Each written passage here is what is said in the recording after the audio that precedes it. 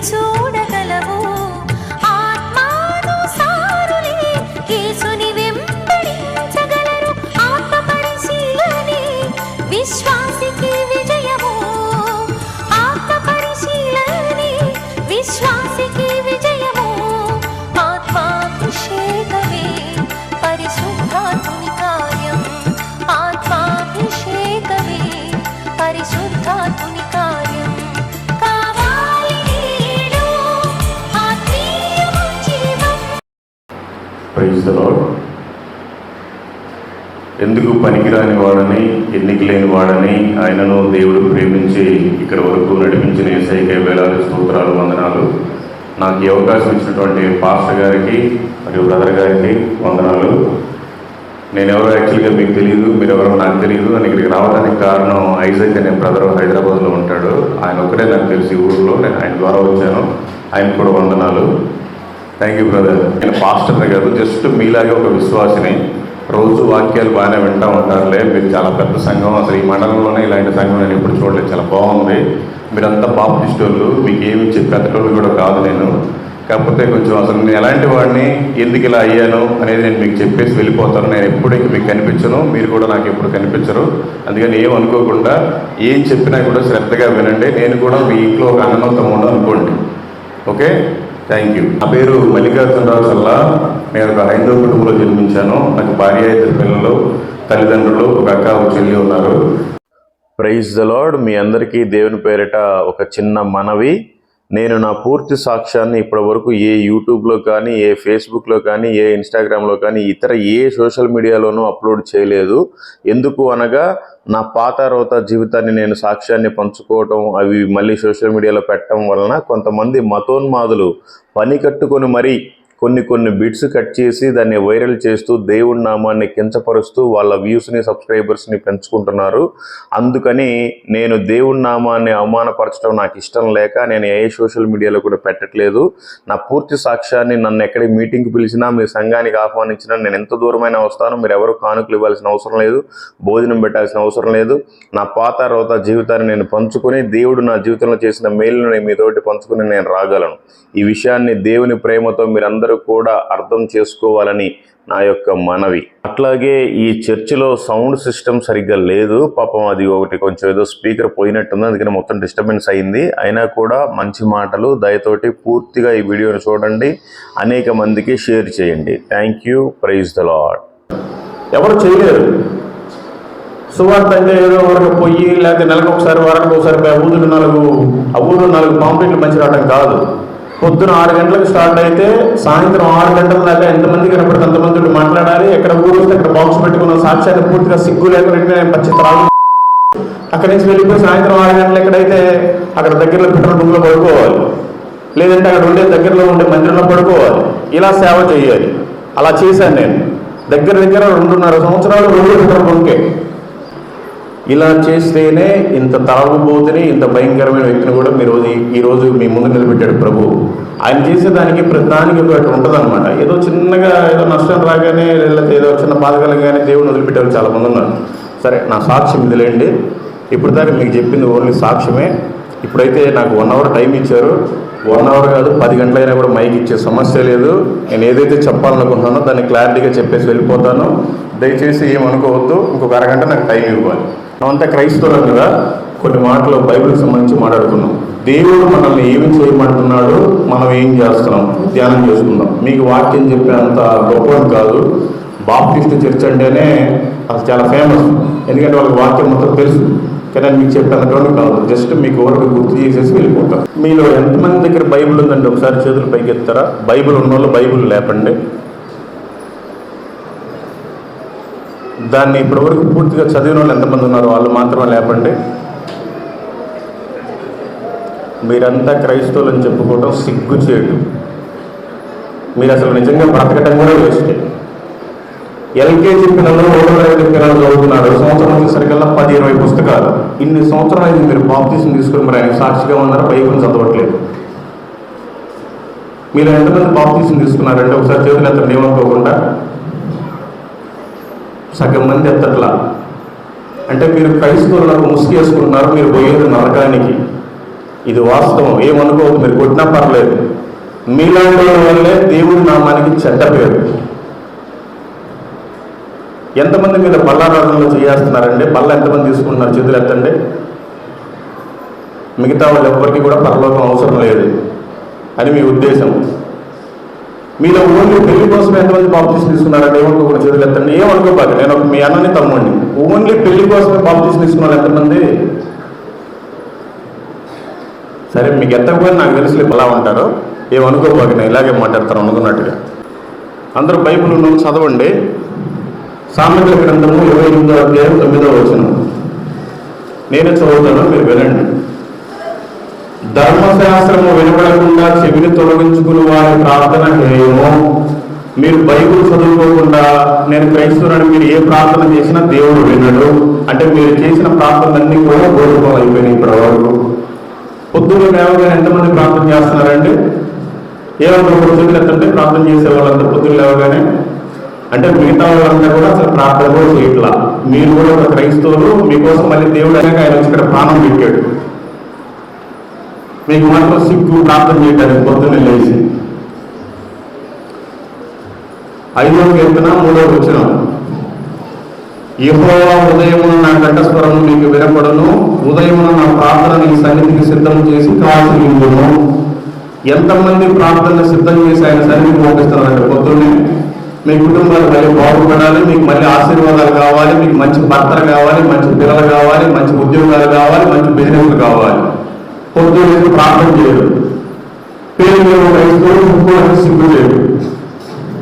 మీ పిల్లలు ఎలా ఉన్నారంటే, మీ పిల్లలు మీ అన్నదమ్ములు ఉంటారు కదా, యూత్ అంతా, వాళ్ళ వెకిలీ చేష్టాలు ఎలా ఉన్నాయి? ఏరి అసలు మీ పిల్లలంతా ఏరి, మీ భర్తలు ఏరి, మీ అన్నలు ఏరి, మీ తమ్ముళ్ళు ఏరి, మీ పిల్లలు ఏరి. సరే, దేశాలు పోయేవాడు ప్రభు దగ్గరికి, ఊళ్ళో ఉన్నవాళ్ళు ఈరోజు ఎదవా ఇక్కడ వైన్ షాప్ దగ్గర లేరా? మీ వాళ్ళు ఏ పోరాటం 80 రోడ్ల మీద కుర్తాన్న సిగరెట్ కాల్చుకుంటా లేరా? వచ్చినప్పుడు చూసే వచ్చాం. మీరంతా మళ్ళీ క్రైస్తవులు, మీకు దేవుడు ఈ మండలంలో లేనంత అద్భుతమైన మందిరాన్ని చూడగానే షాక్ అయ్యే ఏంటి ఇంత లోపలికి ఉందని. ఇటు తారు రోడ్డు కదా, మాకు లేదు, చూసుకోకుండా ఇటు వచ్చిన చట్టాల్లో నుంచి ఏంటి ఇంత దరిద్రంగా ఉంది రోడ్డు అనుకున్నాం. ఇక్కడికి వచ్చిన తర్వాత చూస్తే చాలా మంది అద్భుతంగా ఉంది. కొంతమందికి పట్ట కట్టుకొని చెట్టు కింద నడిపిస్తున్నారు సేవ. అట్లాంటి మీకు దేవుడికి మంచి అద్భుతాన్ని ఇచ్చాడు. ఏం చేయడానికి? ఇదంతా ఖాళీ స్థలమే. దేనికి? మీరు అనేకులు తీసుకొచ్చి ఇక్కడ నడిపిస్తారని, వాళ్ళని దేవుడి నడిపిస్తారు. వేరే వాళ్ళు నడిపించడం, మీ వాళ్ళే ఏరి, అసలు మీ భర్తలు ఏరి, మీ పిల్లలు ఏరి, మీ అన్నదమ్ములు ఏరి అంటే చచ్చిపోయారు ఆత్మీయంగా. సడన్గా ఇప్పుడు మందు యాక్సిడెంట్ చచ్చిపోయారు, మీ వాళ్ళంటే ఎంత బాధపడతారు? నిజంగా వాళ్ళు చచ్చిపోయినట్టే లెక్క. ఈ క్షణాన్ని చచ్చిపోతే నరకం వేసి మారుస్తాడు. ఏడన్నా మారుమోసి పొందే అవకాశం రాలేదు. ఇంకా చూసుకోండి, బండి మీద సిలువలు వేసుకుంటారు, స్టైల్గా మంచి బ్యాండేజీలు కట్టుకుంటారు, డిఫరెంట్ కటింగ్లు కొట్టించుకుంటారు, పచ్చబొట్టు వేయించుకుంటారు, సిగ్గు లేకుండా షాప్ దగ్గరికి వెళ్ళి సిగరెట్ నోట్లో పెడతారు. మళ్ళీ మీరు క్రైస్తవులు, ఆ వైన్ షాప్ దగ్గరికి వెళ్తే ప్రతి బండి క్రైస్తవుడికి కనపడుతుంది. యెహోవా, మేరీ, అది ఇది పేర్లు రాసుకుంటారు. ప్రతివాడు పోయి చీపురు ఎక్కడ ఏమని అడుగుతాడు. సగం మీ వాళ్ళ వల్లే, సగం పుట్టుకతో క్రైస్తవుల వల్లే దేవుడు వేరే వాడు ఎవరు అలాంటి వాడు తెలుసుకోవట్లేదు. ఇది వాస్తవం, ఏమనుకోబాకండి. దేవుడు మన కోసం ప్రాణం పెట్టాడు ఈ భూమి మీదకి వచ్చి. నీ కోసం నీ పక్కింటి ఒక పూట బియ్యం లేకపోతే 1 కేజీ ఇస్తాడు, 2 కేజీలు ఇస్తాడు. ఎన్ని కేజీలు ఇస్తారు? డబ్బులు ఎన్ని ఇస్తారు? అట్లాంటి దేవుడే వచ్చి ప్రతి మనిషి కోసం ప్రాణం పెట్టాడు అంటే, 6 రోజులు కష్టపడి నీ సన్నిధిలో 7 రోజులు గడపమంటే, వీడు అట్లనే కష్టపడే ఉన్న పని చేస్తాడా? పని చేయడు, పోరంబుర్లా తిరుగుతూ ఉంటారు. దేవుడికి అట్లా ఎంతకాలం? మనకంటే పేరు వాళ్ళు గొప్ప వాళ్ళు చనిపోయారు కదా, దేవుడు ఇంకా మనం బ్రతికించాడు కదా. ఏమి పీకడానికి? పొలాల్లో గడ్డి పీకడానిక? ఆదివారం రోజు వైన్ షాప్ దగ్గర మూతలు పీకడానిక? చర్చిలో కనపడాలి కదా. 2వ పేతురు 2వ అధ్యాయం 2వ వచనం. మరియు అనేకులు వారి కోరికల శాస్త్రాన్ని అనుసరించినప్పుడు వీరిని బట్టి సత్య మార్గము దూషింపబడును. వీరు అంటే మీరే ఏమనుకోండి, మీ వల్లే. మీకు సరైన సాక్ష్యం ఉండదు, మీకే అక్రమ సంబంధాలు ఉంటాయి, మీకే త్రాగుపోతే ఉంటుంది, మీరే గుర్కాలు నవ్వుతారు, మీరే సిగరెట్లు తాగుతారు, మీరే అబద్ధాలు ఆడతారు, మీరే వేరే వాళ్ళ దగ్గర అకౌంట్స్ తీసుకొని పనికి పోవాలి. పోయిన తెలుసుకులు అర్థం తొందరగా పారిపోయి వస్తారు, వాటికి డబ్బులు ఇవ్వరు, వాటిని హింస పెడతారు, ఇంకా మాట్లాడితే SC/ST కేసు పెడతారు. ఇదేమన్నా మీ క్రైస్తవులు మానాలి. ఎందుకు మానట్లేదు మీరు? ఇంకా పాడు పనులన్నీ మానాలి, మన మనసు మారాలి. షుగర్ వస్తుందని షుగర్ మానేస్తాడు, షుగర్ వస్తుందని బెల్లం తింటాం, చక్కెర తింటాం మానేస్తాడు, బీపీ వస్తుందని ఉప్పు తింటాం మానేస్తాడు. నరకంలో పట్ల బలబల మారిపోతుంది. నీ పాపం ఎప్పుడు మానుతావు అంటే నరకం ఉందంటే మీకు లెక్క లేదు. చిన్న షుగర్ ఉందంటేనే మానేస్తావు, బీపీ ఉందంటే ఉప్పు మానేస్తావు. నరకం ఉందని పాపం ఉందని మానట్లేదు. పాపం మానలేదు ఉన్నారు కదా, ఈ లైఫ్లో మొదలంతా ఉంటారు కదా, ఏమైనా చచ్చిపోయారు ఆత్మీయంగా. తెలుసుకోకపోతే చాలా కష్టం. చివరి దినాల్లో ఉన్నాం. ఈ హెచ్చరికలు ఎవరో చేయరు, తెలుసుకోండి. ఈ పిల్లలంతా క్రైస్తవులు, కానీ వీళ్ళు వేసే పోటీ చేసిన వాళ్ళంతా కూడా పలానా హీరో సినిమా ఎప్పుడు రిలీజ్ అవుతుంది, పలానా సినిమా ఎన్ని గంటలకి, ఎంత టికెట్లు, మీరేమో పలానా సీరియల్ ఎన్ని గంటలకు వస్తుంది, ఏ ఛానల్ ఏ సినిమా వస్తుంది, ఇవా తెలుసుకోవాలి. వేరే వాళ్ళకి చెప్పే విధంగా ఉండాలి. ఎన్ని గంటలకి మన సీరియల్ వస్తుందో తెలుసు, ఏ సినిమా ఎప్పుడు రిలీజ్ అవుతుందో తెలుసు. మరి నా ప్రభు ఏసయ్య ఎప్పుడు రాబోతున్నాడు అన్న గుర్తు మీకు లేదా? ఆయన ఏదైతే ఎక్కడ పరిస్థితి ఇప్పుడే వస్తారు 5 నిమిషాలు వస్తే ఎక్కడ పరిస్థితి? మీ ఆయన ఇప్పుడే ఎక్కడ మీరు మాట్లాడతారు పరిస్థితి. బుద్ధి జ్ఞానం వల్ల పేరుకి మాత్రం క్రైస్తవులు పెట్టుకుంటారు, సిగ్గున్నారు ఎవరికైనా, ఏమంటే వాళ్ళకి ఇలాగే మాట్లాడతారు. పౌరుషం ఉండాలి. ఆయన లోచన కలిగిన దేవుడు కదా, ఇంకా లోచన తగ్గలేదా దేవుడు? ఆయన మనలాగే బ్రతికాడు కదా, మనం చేతి మీద ఉన్నాడు, మన దగ్గరే భరించాడు, మనకి గిచ్చితే ఎంత నొప్పో, కొడితే ఎంత నొప్పో, చంపితే ఎంత నొప్పో, ఆయన కూడా అంతే బాధపడ్డాడు. మన అదే రోజు మనకు తెలిసాడుగా, మరి మన రోజు ఏమైంది? ఈ ఊళ్ళో ఇంత పనులు ఉన్నాయి, ఇంకా వేరే చర్చలు ఉన్నాయి నాకు తెలియదు. మరి ఈ పనిలో ఉండే జనాలంతా ఇదేనా? మిగతా వాళ్ళంతా చచ్చిపోయారా? మేము వస్తా చూసాం, ఇక్కడ కారు వేసుకొని వచ్చేటప్పుడు ఒక్కొక్క అమ్మ 90 years ఇక్కడ జరుగుతుంది. హైదరాబాద్ ప్రదేశం చేసుకుంటారు, బస్సు రావుతాడా? ఒంగోలు ట్రైన్ ఎక్కువ దగ్గర బస్ టికెట్ ఎక్కువైపోతుంది, ట్రైన్ రావుతాడా? మరి నీకు ఆ మాత్రం సిగ్గు లేదా? నీ ఇష్టం ఎప్పుడు వస్తావా?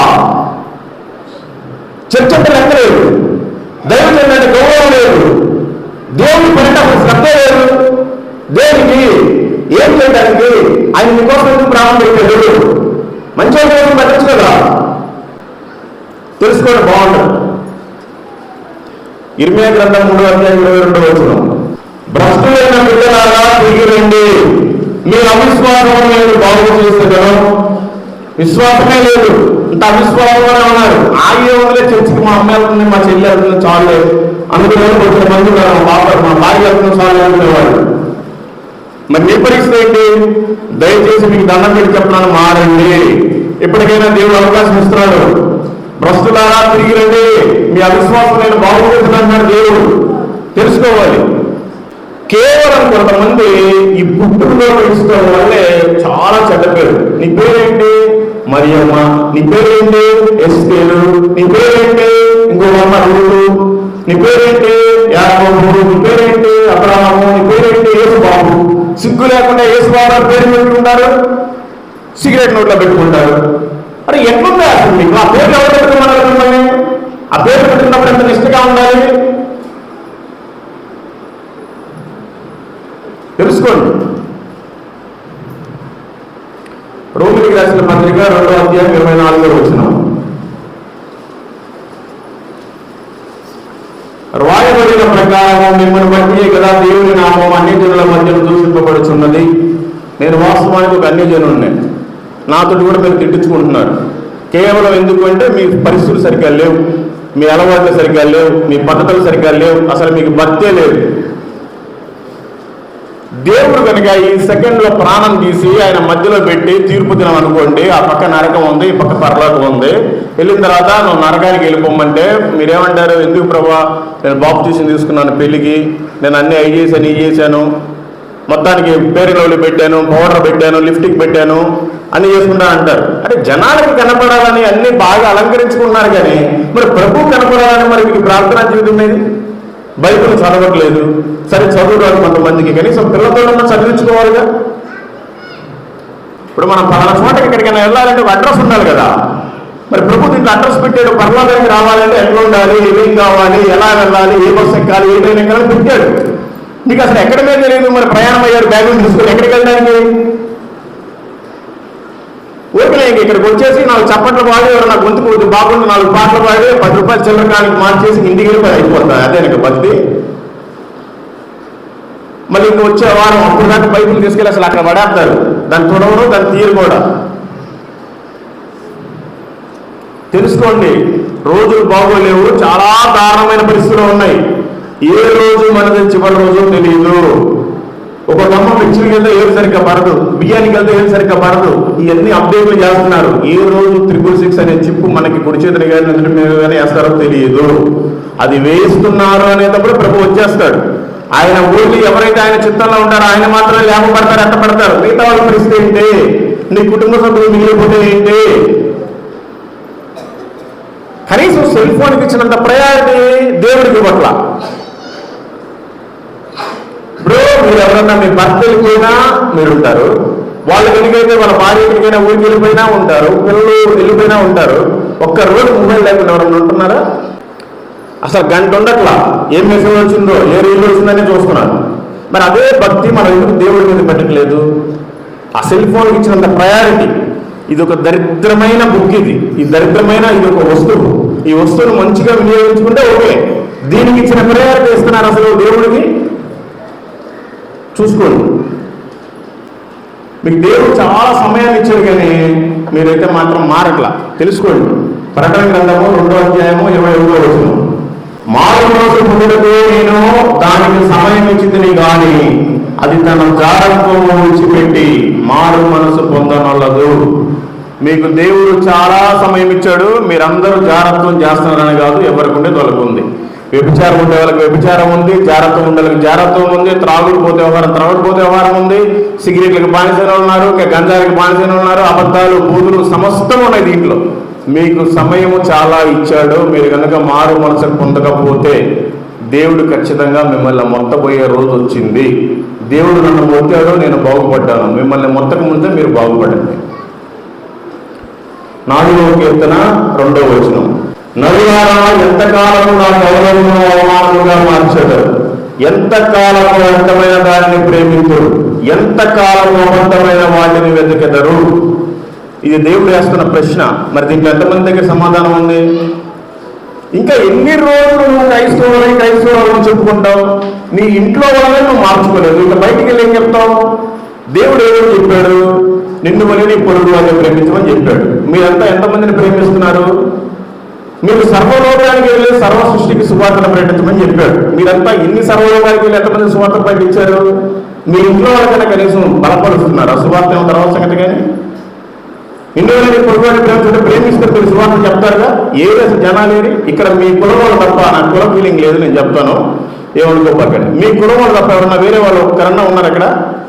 మరి ఏది మీరందరూ సరిగ్గా ఉంటే ఎందుకు రావట్లేదు వాళ్ళు? అంటే దేవుడు ఓన్లీ మీ కులం వరకేనా? వేరే వాళ్ళకి దేవుడు కాదా యేసుక్రీస్తు? అది అనుకుంటున్నారు మీరు. మా కుల దేవుడు, మా సంఘము, మా ఊరు, మా చర్చ అనుకుంటున్నారు మీరు. మిమ్మల్ని అసలు దేవుడు లెక్క కూడా చేయడు ఇట్లాగానే ఉంటే. తెలుసుకోండి. మత్తయి సువార్త 10వ అధ్యాయము 38వ వచనం, తన సిలువను ఎత్తుకొని నన్ను వెంబడించిన వాడు నాకు పాత్రుడు కాడు. ఆయన ఏమని చెప్తాడంటే, మీరు నమ్ముకొని మారు మనసు పొందుకొని బాప్తిసం తీసుకున్నంత మాత్రాన మీరు క్రైస్తవులు కాదు. మీరు ఆయన సిలువను ఎత్తుకొని మోయాలి, అప్పుడే మనం ఆయనకు పాత్రులం. ఆయన సిలువ మోయకపోతే పాత్రులం కాదు. క్రైస్తవం అంటే ఏదో ఊరిక తలస్నానం చేసి వచ్చి పెద్ద ముసుగేసుకొని వచ్చి బైబిల్ తీసుకొచ్చి ఇక్కడికి వచ్చి చప్పట్లు అంటే చిల్లర మార్చడానికి వెళ్ళిపోవడం కాదు. ఆయన సిలువను మొయ్యాలి. చాలా కష్టం అది. యేసు ప్రభు నమ్ముకుంటే అద్భుతాలు జరుగుతాయి, అది జరుగుతాయి, అన్ని కరెక్టే. వాటితో పాటు చాలా శ్రమతో కూడిన జీవితం కూడా ఉండాలి మనకే ఈజీ మనీ, ఈజీగా కాదు జీవితం అంటే. ఆయన వెంబడిస్తున్నాము కాబట్టి నాకు కూడా ఇప్పటివరకు చాలా కష్టాలు వస్తున్నాయి. చాలా ఈజీగా అయితే లేను. మీకందరికీ కష్టాలు రావట్లేదు అంటే మీకు ఒక బరువు లేదు, ఒక బాధ్యత లేదు, ఆయన మీద అసలు మీకు నమ్మకమే లేదనుకోవాలి. మీ జీవితం అంతా సాఫీగా వెళ్ళిపోతుందంటే దేవుడు నీ పక్షాన లేడు, నీ పక్షాన సాతానుగా ఉన్నాడు. అందుకే మీకు కష్టాలు లేవేమో. నాకైతే కష్టాలు ఉంది. అంతకంటే కష్టాలు ఉన్నాయా మీకు? మీకేమైనా వ్యాపారాలు మీ ఏమైనా అంతగా లాస్ అయిపోయి 3 కోట్ల రూపాయలు నష్టమా? మీకన్నీ మీరు అప్పు చేసైనా సప్పు చేసైనా కూలి పని చేసైనా దేవుడు 3 కోట్ల పెట్టి పోషిస్తున్నాడు కదా మిమ్మల్ని. మరి మీరు ఎందుకు ఒక్క పూట కూడా దేవుడి గురించి ప్రకటించట్లేదు? అంటే మీకు భారం లేదు అంటే ఆ వాక్యం కొట్టేయాలి. అది ఇంకా మీరు సర్వలోకానికి వెళ్ళి సర్వ సృష్టికి సువార్తను ప్రకటించే తీసేయాలి. అగ్నిలో నుంచి లాగినట్టుగా కొందరైనా లాగండి అనేది కొట్టేయాలి. ఎందుకంటే నీకు పొరుగు వారిని ప్రేమించడానికి కొట్టేయాలి, తీసేపించడం. అదే బైబిల్ ప్రింటింగ్ దగ్గరికి వెళ్ళి తీసేపించండి ఆ వాక్యాలు. ఎందుకు మీరు పట్టించినప్పుడు తెలుసుకోండి. పాస్టర్స్ కూడా ఎలా ఉన్నారంటే ఇప్పుడు, అయ్యా దయచేసి క్షమించాలి, నేను మీ గురించి చెప్పట్లేదు, బయట నాకు చాలా మంది పాస్టర్లు తెలుసు, వాళ్ళ గురించి చెప్తున్నాను. మీరు నమ్మకంగా ఇంతమందిని కట్టారు, మీకు వందనాలు. ఏమనుకోబాకండి, మీరు మా తండ్రి సమానం, నేను మిమ్మల్ని అనట్లా, నేను బయట వాళ్ళ గురించి చెప్తున్నాను. పాస్టర్స్ ఎలా ఉన్నారంటే ఇప్పుడు బయట చాలా దొంగలు. అసలు వీళ్ళ వల్లే సగం మంది పోయేది క్రైస్తవులు కూడా చర్చను వదిలిపెట్టి. ఎంత దొంగలంటే అన్ని మీకు ఆశీర్వాదం వస్తుంది, ఈ ఆశీర్వాదం వస్తుంది అందరూ పిలుస్తున్నారు. కానీ ఒరే బాబు, మీరు కష్టాలు వస్తాయి, సిలువను మీరు మొయ్యాలి, మీరు శ్రమ పడాలి, మీరు ఆయన కోసం బ్రతకాలని ఎవరు చెప్పడం. అంత ఈజీ మనీ. పలానా ఎర్రచిన్ని కప్పుకున్నావు, ఇటు రావాలి, మీకు పని జరుగుతుంది. పలానా ఊరు చూడ సెల్ ఫోన్ ఉంది, వాడికి రావాలి, మీకు అది జరుగుతుంది. ప్రవచనాలు ఏం చెప్తున్నారు? ఉన్నాయి ప్రవచనాలు, వాటిని మిస్యూజ్ చేస్తున్నారు. చెప్పకూడదు, సమయం వచ్చింది కాబట్టి ఇప్పుడు చెప్తున్నాను. 2015లో ఒక బీటెక్ చదివిన అమ్మాయిని నేను బిజినెస్ చేస్తున్నాను హైదరాబాద్లో. నేను బాగా మంచి రేంజ్లో ఉన్నాను. ఆ అబ్బాయి పిలుపు ఉంది, పాస్టర్ చేయడానికి వరకు మీటింగ్ పెట్టించాను. 1,70,000 చిల్లర దగ్గర 2 లక్షలు అయింది. మీటింగ్ 2 రోజులు సభలు పెట్టిస్తే ఫస్ట్ రోజు ఒక పాస్టర్ మంచిగానే వాక్యం చెప్పాడు, అయిపోయింది. రెండో రోజు పాస్టర్కి 5,000 రూపాయలు డిమాండ్ చేశాడు కానుక. ఇప్పుడు ఇంత దూరం వచ్చాను, కనీసం పాస్టర్ కాబట్టి నా బ్రదర్ అయినా ఒక 100 రూపాయలైనా ఇవ్వడానికి ట్రై చేస్తాడు, నేను ఒక పైసా కూడా తీసుకుని వేస్తున్నాము. అది నా హ్యాబిట్, డబ్బుల కోసం పని చేయకూడదు. కానీ పాస్టర్ ఎలా ఉన్నారంటే, నేను 1,70,000 రూపాయలు పెట్టి మీటింగ్ పెట్టించి ఆ అబ్బాయిని ఆర్డినేషన్ ఇచ్చి ఒక సేవ చేసుకుంటాను, నేనేదో నాకేం సంబంధమే లేదు. ఆ అబ్బాయి నేనేదో వస్తే 5,000 రూపాయలు డిమాండ్ చేశాడు. దానికి 3 రోజులు ముందే వచ్చాడు.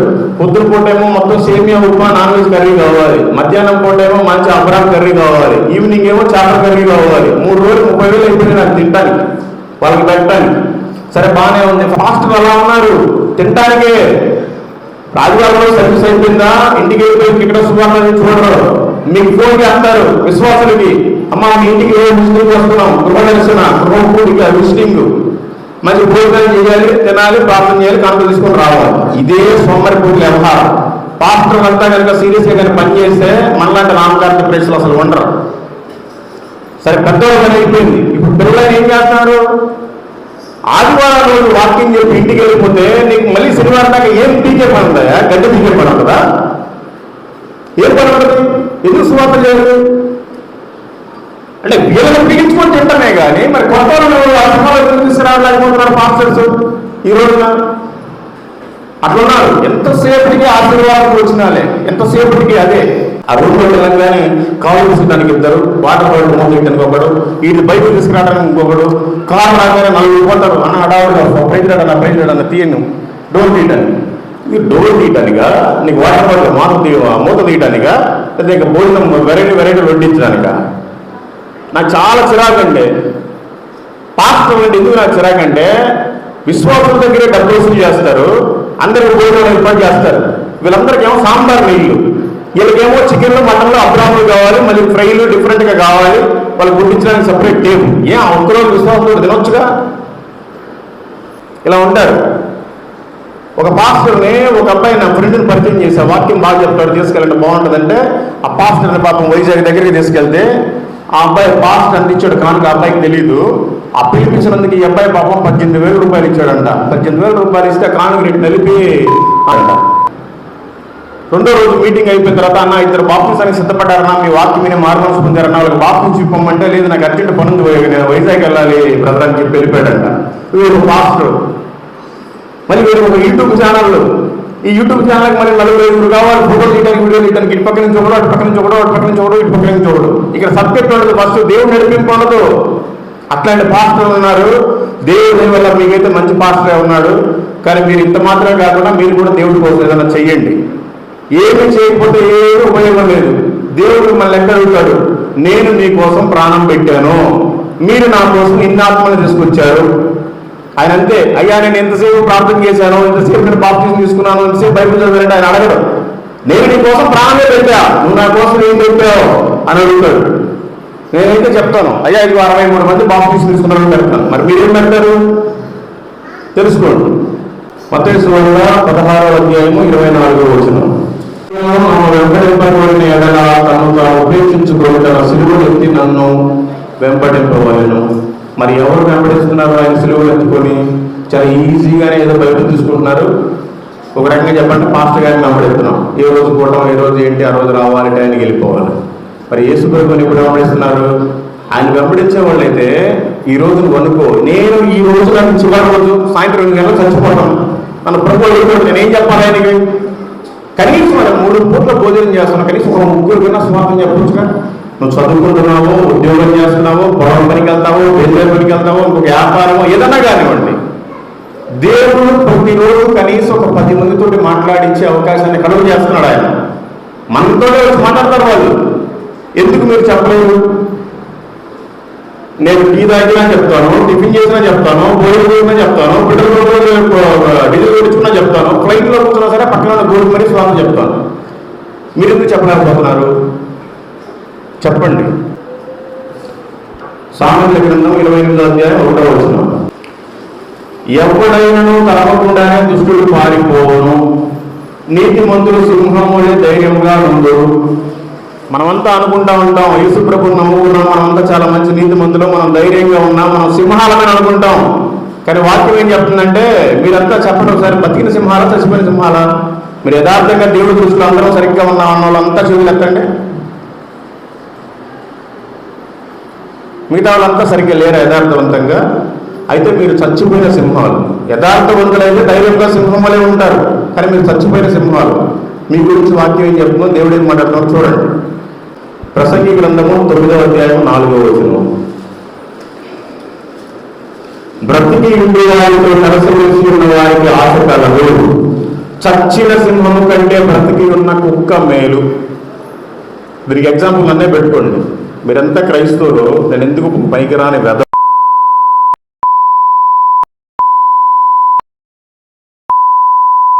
ఎందుకు పనికిరాని వ్యక్తిని, అరే నేనే మీ గ్రామానికి వెళ్ళి సువార్తను ప్రకటిస్తుంటే నువ్వెందుకు కనీసం నీ పక్కన కన్నా సువార్తను చెప్పట్లేదు? దేవుడు చెప్తున్నాడు కదా, అదే చచ్చిన సింహాల కంటే కుక్క మేలంట, బ్రతికిన కుక్క. ఆయన అవుతున్న కుక్కలు గాలితో కూడా చేసుకున్నాడు, గోడతో ఒక బండరాయితో కూడా చేయించుకుంటాడు. మిమ్మల్ని చూస్తాడు చూస్తాడు చూస్తాడు, ఇంకా చేస్తారని చేయకపోతే తీసి పక్కన పెడతాడు. ఆయనకేం పెద్ద విషయం కాదు. తెలుసుకోండి, వేరే వాళ్ళకి మనమే చెప్పే విధంగా ఉండాలి. మనం ఇంకా చెప్పించుకోవటం ఏంటి? ఇక్కడ ఉన్నారు ఒక్కొక్కరు 70 సంవత్సరాలు, 80 సంవత్సరాలు, 50 సంవత్సరాలు, 60 సంవత్సరాలు, 40, 30, 20 ఉన్నారు. ఇన్ని సంవత్సరాల నుంచి ప్రభువుని నమ్ముకొని ఏం సాధించారు మీరు? ఎందుకు సువార్తను ప్రకటించలేకపోతున్నారు? మనం సువార్త ప్రకటించడానికే కేవలం ఇంకా బ్రతికిచ్చాడు మన దేవుడు. పెద్ద పెద్ద కోటేశ్వరులు, ధనవంతులు, ఇంకా పేరు ప్రఖ్యాతులు ఉండేవారు, ఉద్యోగస్తులు చచ్చిపోయారు మన కరోనాలో. ఇంకా ఆయన ఎందుకు బ్రతికిచ్చాడు? ఇప్పటికైనా ఏమైనా చేస్తావేమో, ఈ రోజైనా నీ మనసు మార్చుకున్నామని ఈ ఉదాహరణలు పెట్టాడు. ఇప్పటికైనా మారితే మంచిది, మారకపోతే మరీ మంచిది, మీ ఇష్టం. నీలో భక్తి లేకుండా ఎంత ప్రార్థన చేసినా వ్యర్థమే. నువ్వు ఎంత ప్రార్థన చేసినా సువార్త చెప్పకపోతే ఇంకా వ్యర్థమే. నీకు అవకాశం ఉండి కూడా సువార్త చెప్పట్లేదు. మత్తయి సువార్త 6వ అధ్యాయం 20వ వచనం. అందరూ పోరాడుతున్నారు. నేను ఇక్కడే మంచి బట్టలు వేసుకోవాలి, నేను ఇక్కడే మంచి బంగారం పెట్టుకోవాలి, నేను ఇక్కడే ఇంకా అన్ని చెయ్యాలి, నాకు ఇక్కడే స్థలం కావాలి, ఇక్కడే బిల్డింగ్ కావాలి, మంచి సంబంధం కావాలి, నాకు మంచి ఆస్తులు కావాలి, మంచి పిల్లలు కావాలి, ఇక్కడే బాగా ఆశపడుతున్నాం. అవన్నీ ఓన్ చేసినట్టే. అక్కడ రాసింది, పరలోకమందు మీ కొరకు ధనమును కూర్చుకోండి, అక్కడ చిమ్మిటైనను తుప్పైనను దానికి తిరివేయదు, దొంగలు కన్నము వేసి దొంగలు. ప్రభు చెప్తున్నాడు, సంపాదించుకోవాలి, అక్కడ సంపాదించుకోవాలని చెప్తున్నాడు. మరి మీరు ఇంకా అక్కడే సంపాదించుకోవాలి, ఇక్కడే సంపాదించుకుంటున్నాడు. అన్ని పనులు మానేస్తారని కాదు, అవసరమైతే అన్ని పనులు మానేసి తిరిగినా కూడా పోషిస్తాడు. నేను ఎక్కడ జాబ్ చేయట్లేదు, బిజినెస్ చేయట్లేదు, మురుకున్న తినాలి, డీజిల్ కొట్టించుకోవాలి, దానికి రిపేర్ చేయించుకోవాలి, మరి నేను ఎక్కడ తీసుకుని ఎలా పోషిస్తాడు అంతే. ఆయన ఆశ్చర్యకరుడు, అద్భుతకరుడు. నమ్మితే కదా మీరు.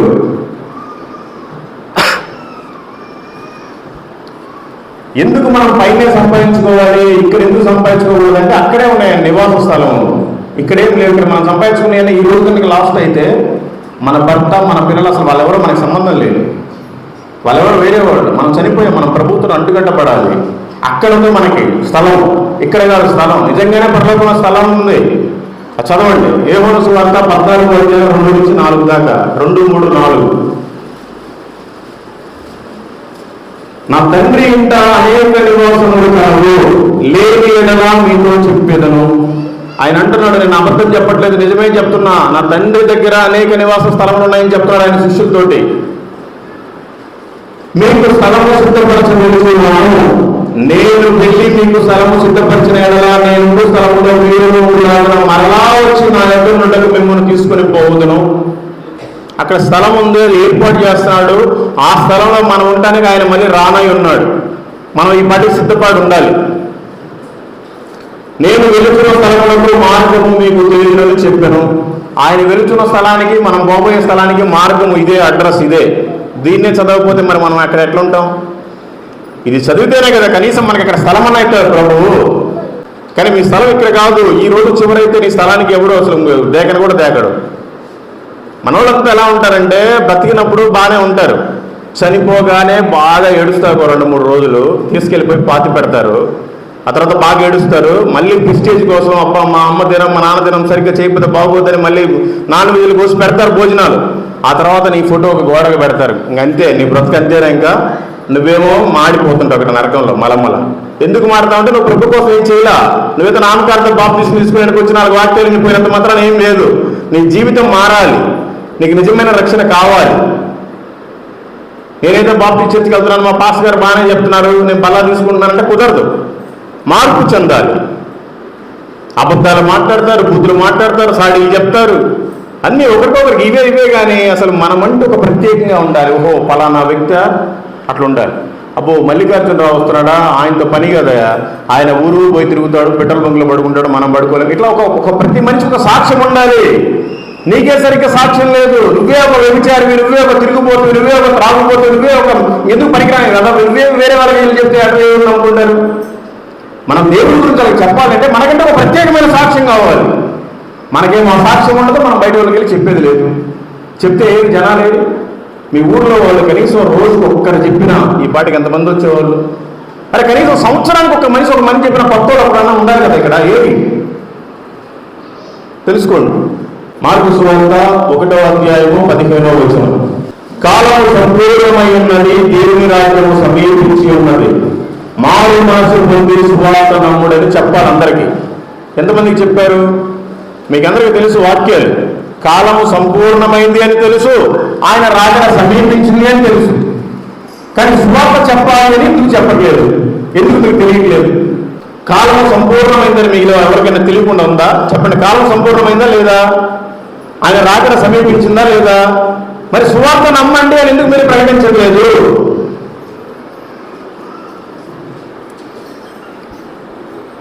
ఎందుకు ప్రకటించాలి?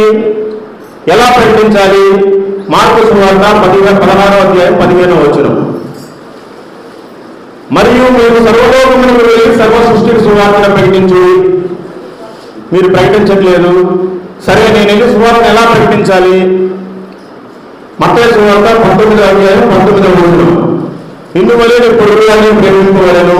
నువ్వు కనుక నీ పొరుగు వాళ్ళని ప్రేమించినట్టయితే వాళ్ళు కానీ అన్యులు అయితే ఖచ్చితంగా నువ్వు సువార్తను చెప్తావు. అంటే వాళ్ళకి సువార్త చెప్పట్లేదంటే నువ్వు ప్రేమించట్లేదు. ఆయన ఆజ్ఞను మీరు తృణీకరించారు.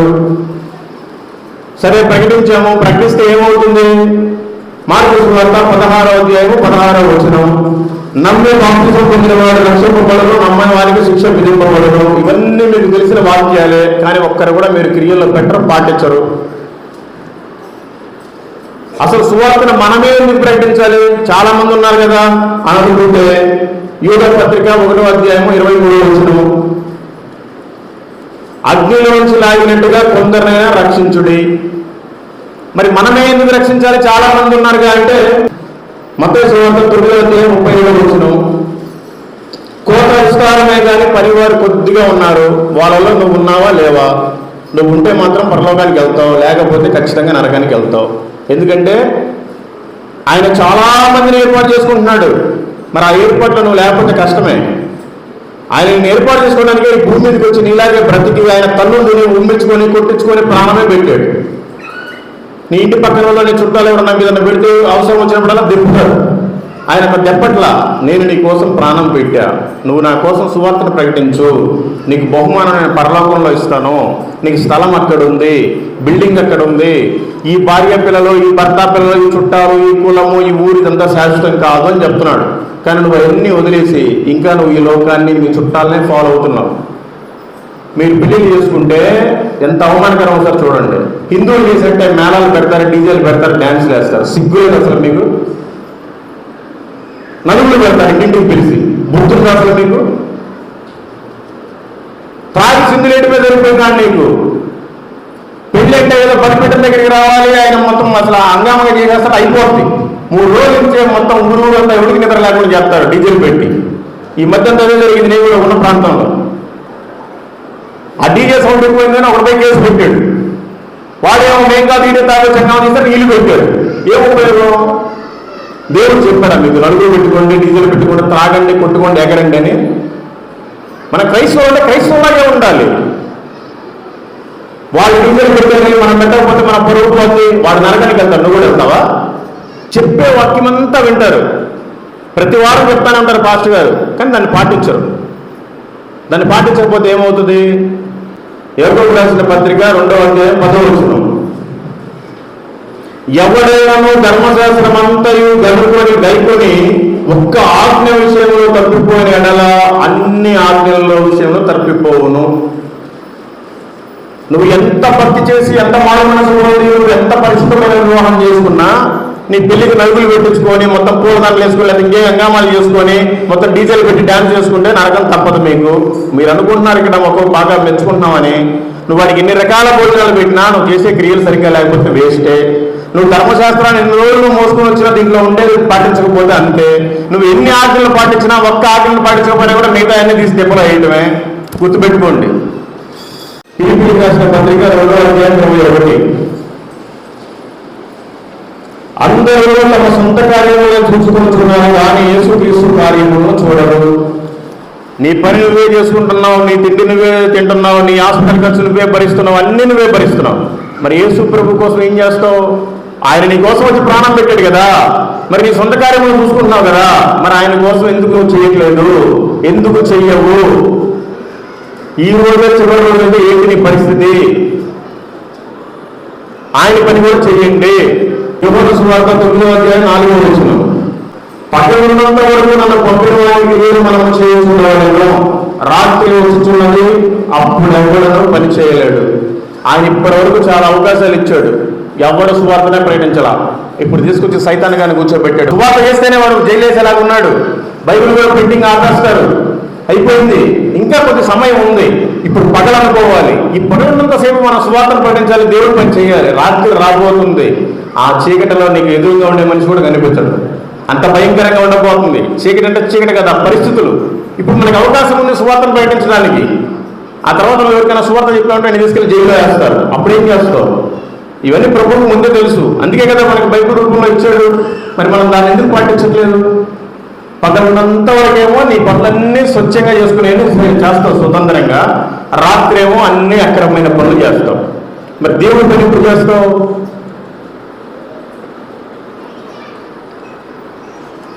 దేవుడి పని ఏం చేయకపోతే ఏం జరుగుతుందో కూడా దేవుడు ముందే రాసి పెట్టాడు. మీరు ఈ వచనాన్ని మాత్రం బాగా గుర్తుపెట్టుకోండి. నేనేదో ఇట్లా మాట్లాడుతున్నాను, మీరు నా మీద పక్కబట్టుకొని పెట్టుకోబాకండి. నన్ను కొట్టినా ఏం పర్లేదు, నేను ఏ రోజైనా సిద్ధం చచ్చిపోవడానికి.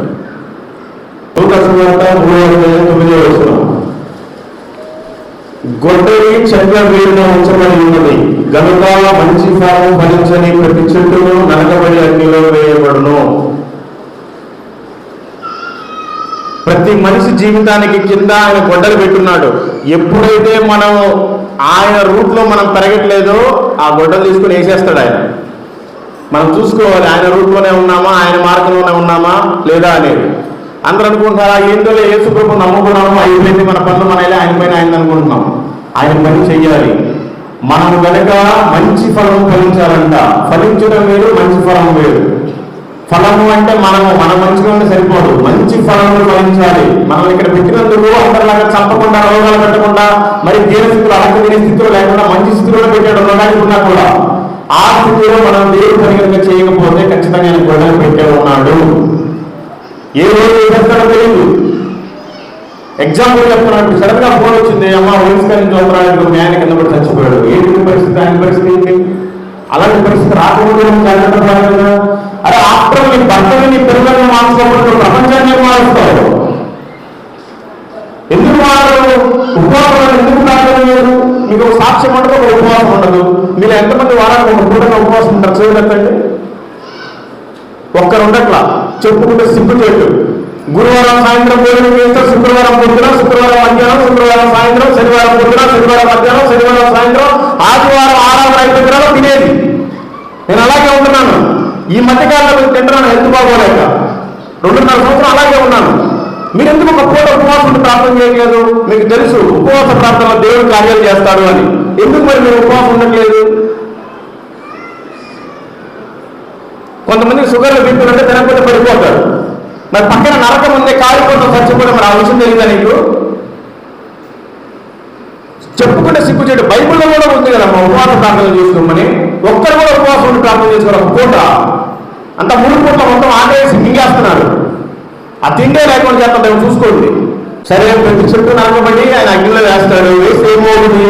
మార్కు సువార్త 9:48 నరకమున వారి పూర్తి చాలు, అగ్ని ఆడు. మొత్తానికి అడ్డు తిరిగి మళ్ళీ అక్కడికే వచ్చాం. ఇంత బ్రతుకు బతికి నరకానికి వెళ్ళి కాలిపోవడానిక? తెలుసుకోండి. హెబ్రీయులకు రాసిన పత్రిక 3:14 పాపము క్రమశిక్షణ మీలో ఎవరినో కఠినపరచబడకూడదు, నేను అనబోయే సమయం ఉండగానే ప్రతి దినము ఒకరికొకరు బుద్ధి చెప్పుకోండి.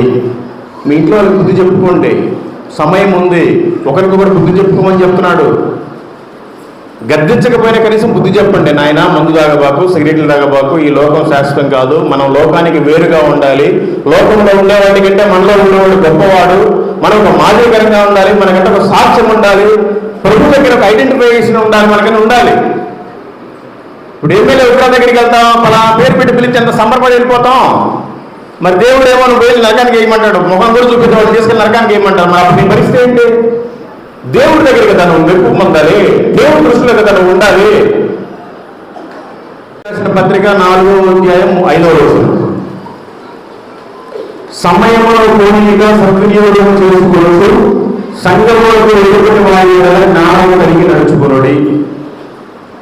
మీ ఊళ్ళో మీ సంఘం మాత్రమే, మీ ఇల్లు మాత్రమే కాకుండా మీ పక్కన ఇంటి, మీ పక్క వీధులకి, మీ పక్క ఊళ్ళకి, మీరు పోయిన దగ్గర అందరికీ కూడా జ్ఞానము బోధించండి. వాళ్ళకి చెప్పండి వాస్తవం ఏంటో.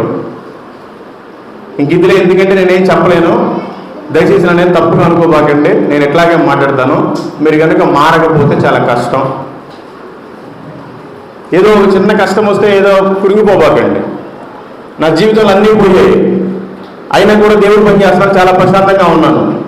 ఎవరికైనా మీరు నిజంగా సంతోషం, సమాధానం, అనారోగ్యం అనుకుంటే ఒక్కరోజు దేవుడు పని చేయండి, మీకు ఎంత సంతోషాన్ని ఇస్తే అసలు మీకు చెప్పలేము.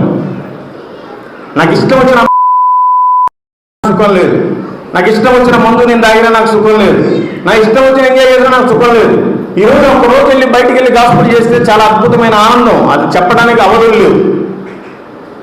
చెప్పాలి అని అంటే మీరు ఎవరికైనా చెప్పొచ్చు.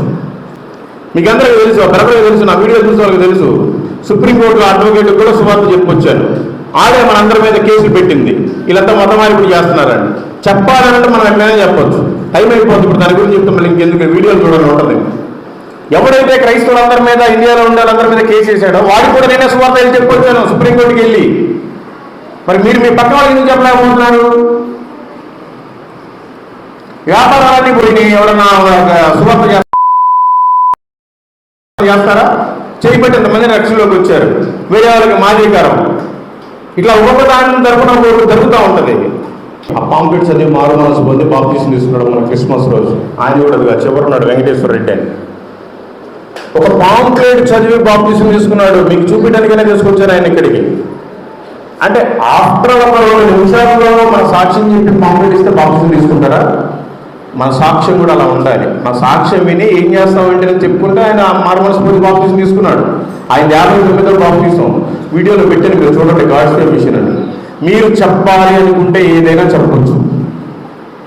ఒక్క 2-3 సెకండ్లో కూడా కాసుకుని చెప్తాను. కొన్ని వేల వీడియోలు ఉన్నాయి, చూడండి.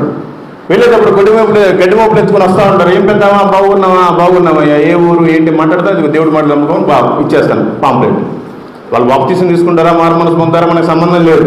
మనం దేవుడి గురించి చెప్పామా, వెళ్ళిపోయామా, చెప్పడం మాత్రమే మన వంతు. కార్యం చేసేది ఆయన వంతు. నాకు తెలిసిన వాళ్ళు 63 మంది బాప్టిజం తీసుకున్నారు, తెలియని వాళ్ళు ఎంతమంది తీసుకున్నారు నాకు తెలియదు. ఇట్లా ఒకసారి మీకు మామూలుగా బస్సులో మీరు కారులో తిరుగుతుంటారుగా, ఒకరోజు కారులో సాయంత్రం జర్నీ చేస్తే ఎట్లా ఉంటుంది, మళ్ళీ జర్నీ చేసి అదే కారులో పడుకోవాలంటే ఎలా ఉంటుంది ఒకసారి పడుకొని చూడండి. పెట్రోల్ బంకులు దరిద్రంగా ఉంటాయండి, వాష్రూమ్లు. టాయిలెట్ వెళ్ళడానికి కూడా చాలా కష్టం, అంత వాసన, దరిద్రమైన కంపు. ప్రభు నా కోసం ప్రాణం పెట్టాడు, నాకు ఇక్కడ స్నానం చేసి తప్పేంటి, అక్కడే పడుకుంటాం. కారులో పడుకుంటేనేమో ఏసీ వేసుకున్నాం కదా, డబ్బులు కూడా ఉంటాయి కదా. కింద పడుకుంటేనేమో బాగా వేడి, కిందకి సగ పెరుగుతూ ఉంటుంది. ఎందుకు పడుకోవాలి?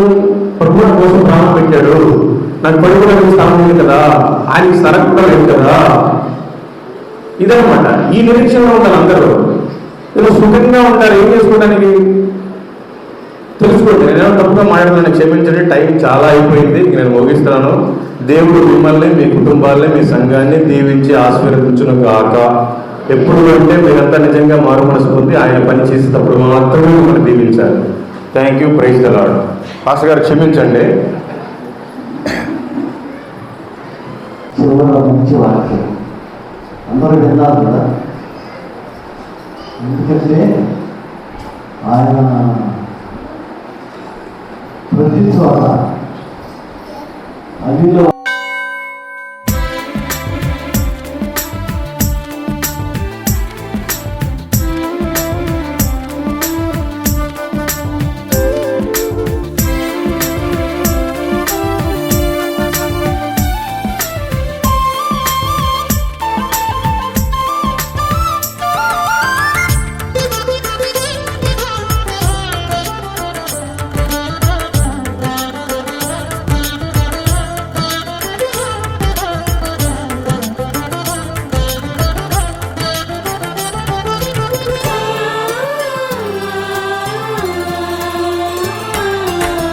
అన్నిటిలో అధికముగా ఆరాధించేద నా ప్రభుని.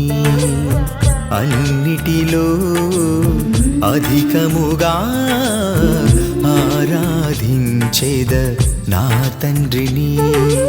ఆరాధనా ఆరాధనా ఆరాధనా ఆరాధనా, నాకున్న సర్వమనికే ఆరాధనా, నాకున్న దైవమనికే ఆరాధనా. అన్నిటిలో అధికముగా ఆరాధించేద నా ప్రభుని.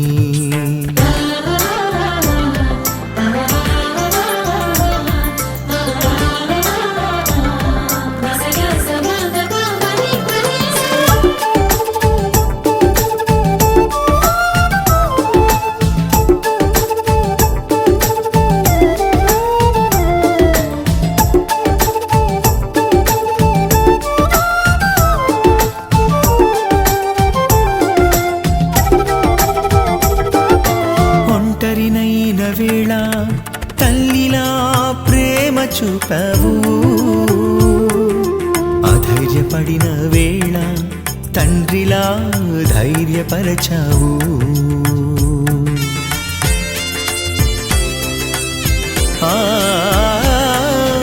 ఒంటరినైన వేళ తల్లిలా ప్రేమ చూపావు,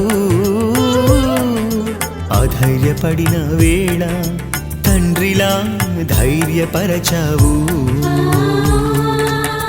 నీవుండగా ఒక్కడిని కానెన్నడు, నీవుండగా ఒక్కడిని కానెన్నడు. నీ అండ చాలు అది 10,000 నాకు, నీ అండ చాలు అది 10,000 నాకు.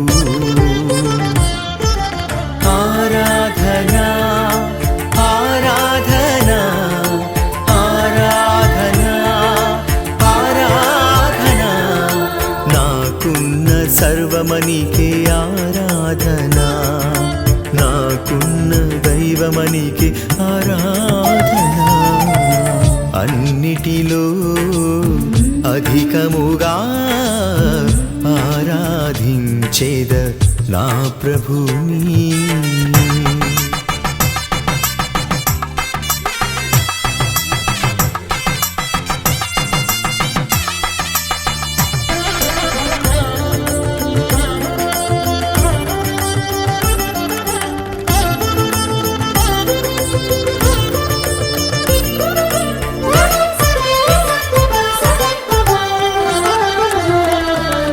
చెదరిన వేళ హితుడై ఆదుకున్నావు, బాధ చెంది వేళ వైద్యుడై బ్రతికించావు.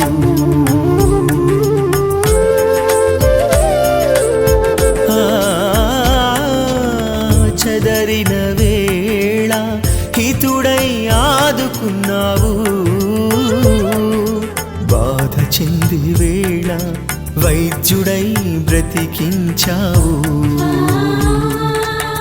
నీవుండగా అధైర్యపడను నేనెన్నడు, నీవుండగా అధైర్యపడను నేనెన్నడు.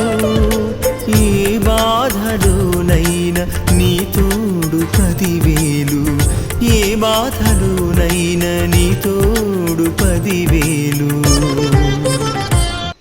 వీళ్ళందరికీ మ్యారేజెస్ కూడా మీరే చేస్తారు.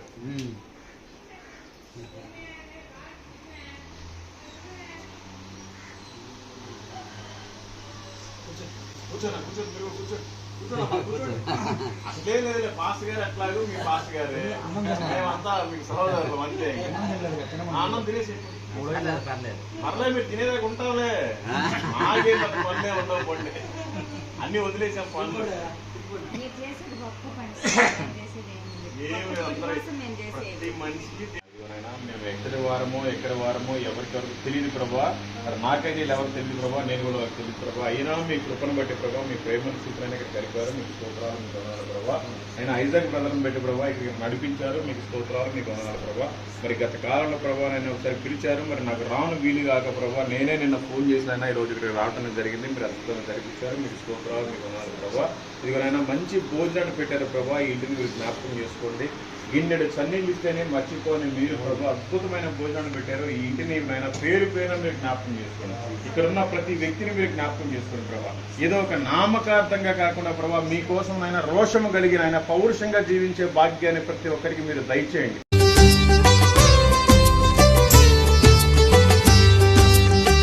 ప్రేమలు చల్లారెను, మమతలు మోడుబారెను, ప్రేమలు చల్లారెను. కుటుంబాన్ని జీవించి ఆశీర్వదించును గాక.